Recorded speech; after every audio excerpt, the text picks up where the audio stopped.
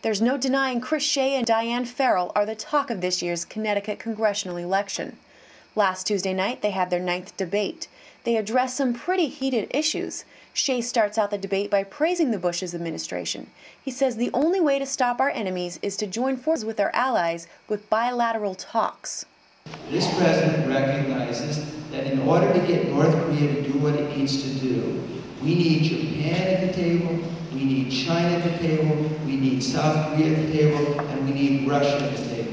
Ferrall takes a hard hit at the current administration, saying his idea of bilateral talks is nothing to be commended.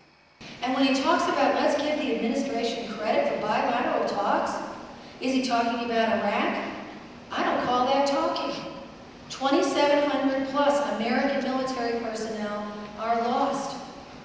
$370 billion, $250 million every day.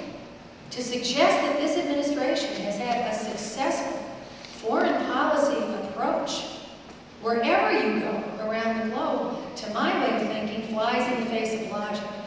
Like any other debate, one nasty rebuttal led to another. Libertarian candidate Phil Myman couldn't help but bring it to the voters' attention. Have you really heard a disagreement between my two opponents? Really a fundamental disagreement. Who said what, who didn't say that? That's bickering, right? It's like an old married couple. No, you didn't say that. No, we didn't say this. At the debate, I would say everyone was probably 25 or older. I didn't see one college student.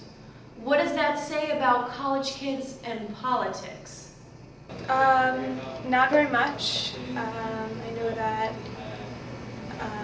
Shays is supporting Bush in a lot of his opinions, but not much more than that. I know. Tristan Toomey is a student who knows a little bit about the 4th District race, but gives most of the credit to his professor, who requires him to read a daily newspaper. The business school makes us read the Wall Street Journal and such, but it's kind of almost scary to think that some of these people around here have no idea what's going on if they're not watching The Daily Show and learning it from there. Other college students are outright shocked with the lack of interest that most students show. I think it's really unfortunate, but only a handful of college students, at least that I know, are aware of politics and care about it. And I know a lot of my friends are completely apathetic and they don't even know what's going on in the world around them.